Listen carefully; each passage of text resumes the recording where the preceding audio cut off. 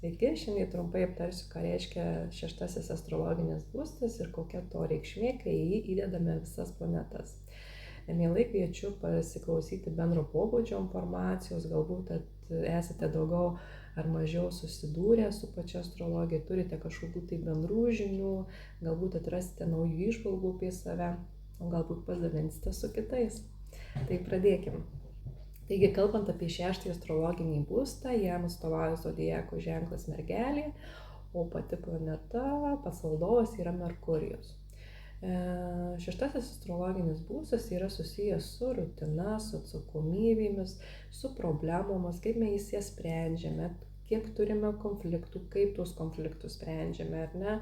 Tai didelė tikimybė, pavyzdžiui, dirbti kažkokioj tai aprūpinimo srityje, paslaugų srityje, socialinėje srityje, tai gali būti įvairios prieglaudos, patys naminiai gyvūnėliai susiję su prieglaudomis, taipogi gali būti senelių, vaikų kažkokios tai prieglaudos, ar ne. Gali būti darbas susijęs su kažkokia teisė, su teisėsauga, su darbo rutina, ne tik tai pats darbas, bet gali būti susijusi darbotvarkė, dienotvarkė, kažkokia susijusi su pačia namų sistema, ne, kur mes turime nuolatos dirbti, kažkokią atlikti tam tikrą struktūrą, tam tikrą rutiną, ar ne. Gali net būti susijęs su kažkokia tai sveikatos sritimi, sakykime, žmogus susirga ir turi tam tikrų atsakomybių, kaip tą ligą sutvarkyti, kaip ją išgydyti. Tai irgi susijęs su sveikata ir taipogi gali būti sportas. Kai žmogus irgi turi tam tikrų atsakomybių, tam tikrų rutinų, turi tikslę darbotvarkę, kaip sportuoti, kaip pasiekti rezultatų. Tai nuolatinis darbas, procesas susijęs su rezultato siekimu. Yra susijęs šeštasis būstas.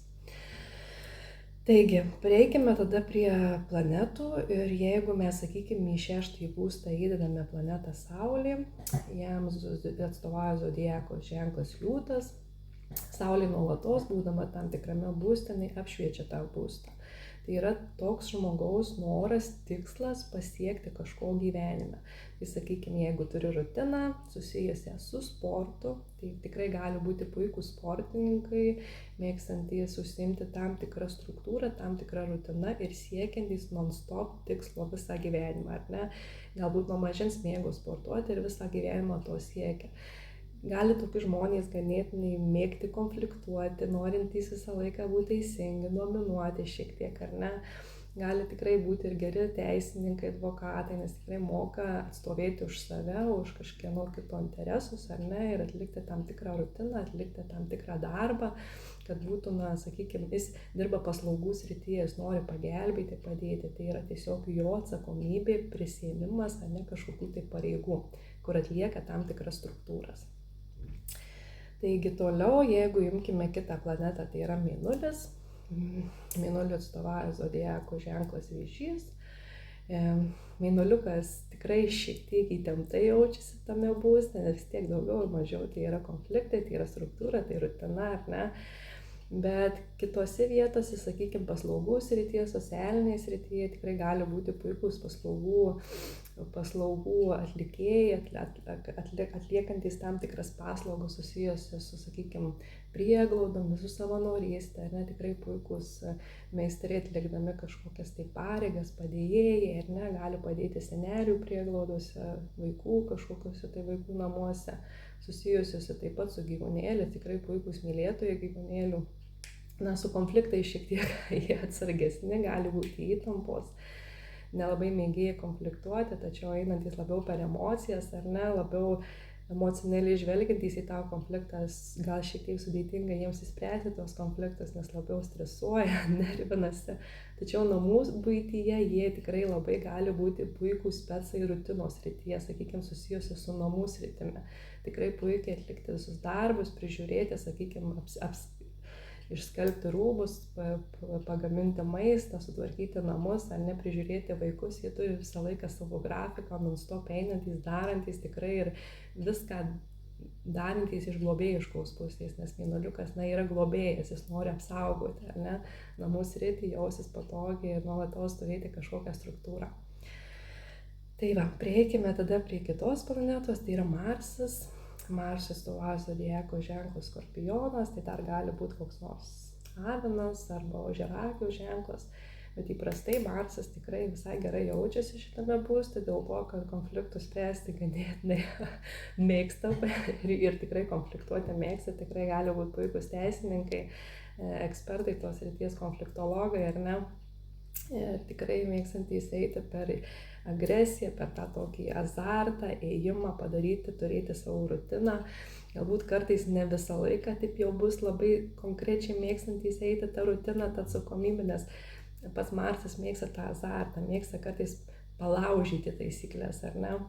Ir dažniausiai tikrai, jeigu, sakykime, turi tam tikrą kažkokią tai ligą, na, nesakyčiau, aišku, kad jie labai dažnai susirgs, nes tikrai Marsas mėgėjas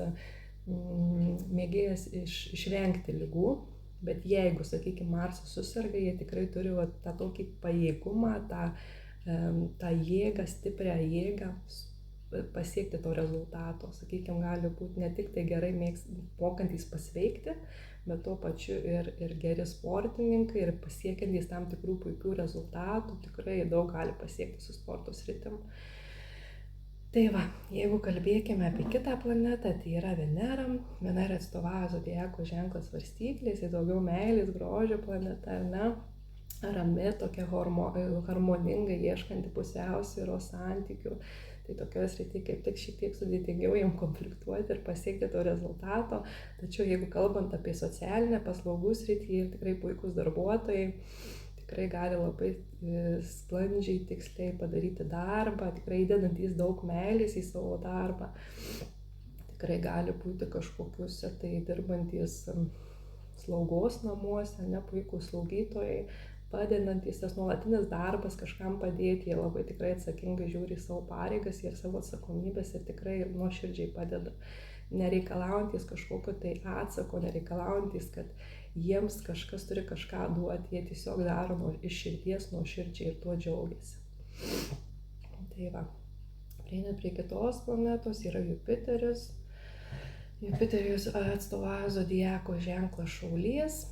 Jupiteris, kur atsiranda tam tikrame būste, nuolatos yra išsiplečiantis, tai yra tam tikros galimybės, palaiminimas ir toks žmogus tikrai turi išsiplėtęs toje srityje labai daug žinių, labai daug informacijos ir, sakykime, tikrai gali būti labai puikūs teisininkai, labai žinantys daug apie konfliktus, ar ne, labai puikiai išmanantys savo sritį, tikrai paslaugus toje srityje ir darantys tikrai iš išminties, iš nuoširdumo, kad, na, tikrai aš noriu padėti, tikrai noriu džiaugtis tuo, ką darau. Tai čia tikrai yra puikus palaiminimas ir labai dažnai tokie žmonės yra puikus teisininkai. Čia jau labai stipri padėtis teisininkų, iš tikrųjų, labai gera padėtis. Kalbant apie kitą planetą, tai yra Saturnas. Saturnas atstovauja zodiako ženklas Vandenis. Ir kai Saturnas įeina 6. būstą, tai yra labai puikiai jam padėtis. Dėl to, kad Saturnas, kaip ir minėjau, su praeituose video, labai dažnai bręsta po 35. Jis šiek tiek yra lėtesnė planeta, daugiau brandumo, atsakomybės, rimties suteikianti planeta. Ir tokiam būste jinai į konfliktus, į pareigas, į atsakomybės žiūri labai rimtai. Jeigu aš turiu tikrai tą struktūrą sportuoti, jeigu tikrai aš turiu tą struktūrą pasveikti, nes dažnai tokie žmonės gali tikrai ganėtinai daug ligų turėti, nes, na, šita planeta jinai sulėtina tam tikrą progresą, ar ne, ir, sakykime, žmogus gali sirgti kažkokiom tai lėtinėm ligom ir turi nuolatos turėti didelę atsakomybę tą lėtinę ligą gydyti. Tai yra labai ilgas procesas, labai ilgas darbas ir daug žmogus įdeda daug pastangų į darbo, kad galėtų pasiekti rezultatą. Po 35 metų, kai šitiek pabręsta, subręsta pats Saturnas, jis tampa daugiau,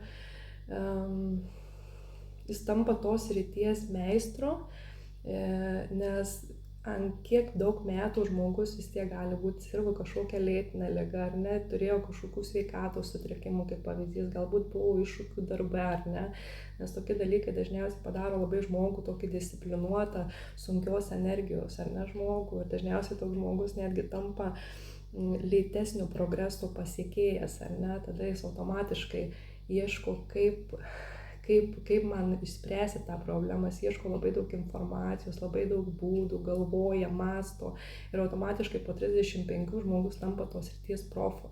Jis gali, sakykime, kitiems žmonėms padėti, kaip sportuoti, ar ne, nes jis jau pratimus išugdė, suprato, kaip jie veikia, kaip kas veikia ir automatiškai pradeda kitiems padėti. Gali būti puikūs sveikos gyvensenos specialistai, su sveikata susiję dalykai, kur gali tikrai žmonėms padėti, kaip sveikai maitintis, kaip suskirstyti maisto produktus, ar ne, tai dažnai labai būna tikrai geri sportininkai, kurie padeda kitiems atlikti tam tikrus pratimus, padėti susikurti sveiką gyvenseną ar panašiai.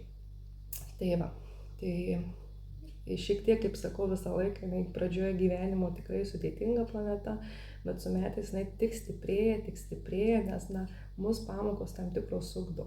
Ir mes tampam toj srityje paskui profais, tikrai įgudę, suprantam tą sritį ir jau mus paveikti yra sudėtinga, dėl to, kad tampa patys stipriausi.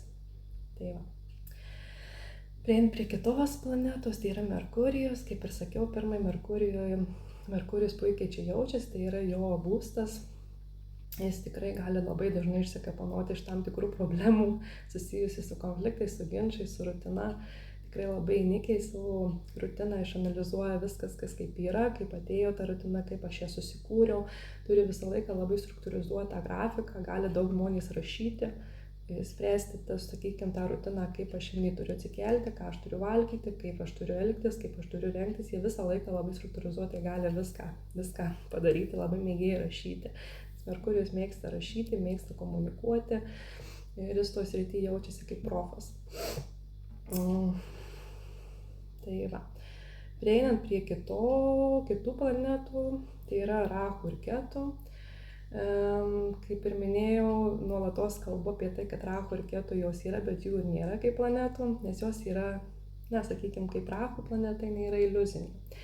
Ir dažnai toks žmogus, kuris turi Rahu 6. būste, jis antiek įninka į tą rutiną.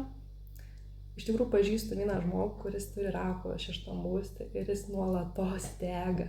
Jis nuolatos turi savo struktūrą susikūręs namuose, darbe ir jis nuolatos juda, kol galiausiai perdega. Ir tas žmogus, atsimenu, man sakydavo, aš jau viską tiek pridariau, tiek padariau tą visas rutiną, prižiūrėjau vaikus, padariau valgyti, sutvarkiau viską ir vis tiek judu tam rate kaip žiurkai, kaip ta pelė užsisukus. Ir iš tikrųjų visą laiką tas žmogus yra non-stop strese, non-stop kažkokioj įtampoj ir jis negali atsipalaiduoti, nes Rahu sukuria iliuziją, kad aš turiu dar daryti, nes atrodo, kad dar kažko nepadariau, atrodo, dar kažko nesutvarkiau, atrodo, turiu tuos vaikus prižiūrėti, nuvežti į būrelius ir kas bus, jeigu nenuvešiu iš tų vaikų, tai kažkas nenuvežtų į tų vaikų būrelius, čia viskas atrodo kris. Visas gyvenimas iškris, kaip sakoma, viskas sugrius. Ir toks žmogus pradeda stresuoti ir bijo. Ir labai dažnai tokiam žmogui reikia labai sąmoningai su savimi dirbti, nes tikrai ateina laikas, kai stipriai perdega, net gali sutrikti sveikata, gali sutrikti kažkokia tai reprodukcinė sistema, sakykime, moterim dažnai labai gali per tai eiti. Nes žmogus non-stop stresi, nervuojasi, nesupranta, kodėl taip vyksta ir jis negali sustoti. Nes Rahu planeta nori dar ir nuolatos trokšta, amžinai alkana ir amžinai ištroškus planeta. Tai va tokia sudėtinga sritis, kur žmogus gali būti net darboholikas. Jis dirbti, non-stop darbė, dirbti, nematyti ne tik prasmės, bet ir nesuprasti, kodėl jis nesustoja. Tai tokiems žmonėms labai dažnai iš tikrųjų reikia sustoti ir sąmoningai apsvarstyti, ar tikrai mes ne per daug einame į tą rutiną, ar ne per daug dirbame, ar ne per daug prisimame atsakomybių. Nes sakau, Saturnas kaip planeta yra iliuzinė, mes labai daug kartais nematome dalykų, kas aplinkui vyksta. Mes įsisukam į savo sritį ir joje sėdime, nuolatos sukamės ir nejaučiam tame saiko. Tai va, reikia žmonėms tokiems dažniausiai sustoti ir, kaip sakau, atrasti tikrai pusiausvyrą tame kame. Jeigu prieina prie kitos planetos, tai yra Ketu. Ir Ketu atvirkščiai, kai jinai būna 6. būste, jinai atvirkščiai, kaip tik toks žmogus labiau. Dažnai tokio žmogaus namai gali būti, sakykime, apversti, nelabai jis turės struktūrą, kažkokią rutiną. Toks žmogus gali kaip tik nenorėti dirbti, iš viso jis toks daugiau bus gal labiau į meninę kokią sritį, nes dažniausiai, kai Raku eina paskui kitą ašį, į 12 būstą, žmogus dažniausiai toks atsiranda meniškas, toks išplaukęs, toks, nu, nemėgsta jis rutinos, nemėgsta atsakomybės, nemėgsta struktūros ir jam tiesiog ganėtinai yra sudėtinga tai išlaikyti, tai sukurti. Ir toks žmogus dažniausiai tiesiog gali visą gyvenimą nedirbti, būt galbūt kartais net išlaikomas, ar ne, nu jis nesikoncentruoja to į darbą, nesikoncentruoja to į kažkokią atsakomybę. Ir toks žmogus tiesiog gali tokie žmonės gal kaip tik turėti kažkokių konfliktų, į tuos konfliktus gal net nesivelti, ar ne, nes jie daugiau tokie išmintingi būna, nes Ketu pati yra dvasinga planeta ir jie duoda tokį, kad man per daug ten nereikia per daug dirbti toje srityje, aš tiesiog žinau, man per daug ten viskas ir taip aišku ir aš tiesiog nesigilinu. Tai tiesiog dažnai žmonės gali tokie net nesulaukti kažkokių konfliktų, nesulaukti kažkokių per didelių darbo pasiūlymų, kažkokie nebūti per dideli karjeros specialistai ir panašiai. Tai tikrai labai puikia sritis kitiems netgi tokiems menininkams, taip sakoma, daugiau tokiems išėjusiems. Gal jie ir nori to darbo, bet kitą kartą, jeigu, sakykime, jie labai siekia tos struktūros, darbo, atsakomybės, jūs gyvenimas išstumia. Kad, nu, gal tu turit palsėti, gal tau šiaip gyvenime nereikia čia tiek kapanotis, tiek čia draskytis, tą rutiną kurti, ar ne, kažkokią struktūrą. Tu turi atsipalaiduoti, daugiau žiūrėti į kitas sritis, į meninės sritis, ar ne, kažkur tai kitur išplaukti, kažką kitą užsiimti, kur, na, nereikia tau struktūros, nereikia nuo 8 iki 5 dirbti, ar ne, ar toks žmogus vis tiek stengiasi, žino, kad va čia reikia man dirbti, bet iš tikrųjų gyvenimas išstumia. Gali jį kartais netgi atleisti, išmesti iš kažkokių tai pareigų. Tada žmogus galbūt vėl ieškaus savo darbo, kad tam darbė vėl jis nebus laimingas, nes, jaus giliai širdį, kad čia ne mano darbas, aš turiu tiesiog dirbti, kad dirbti. Nors iš tikrųjų, nu, ten ne žmogui, čia ne žmogui skirta tai daryti ir eiti į tą sritį. Tai va, tai tiek šiandien papasakojau apie 6 astrologinį būstą. Manau, buvo įdomu ir naudinga. Tai ačiū ir gražios dienos. Iki.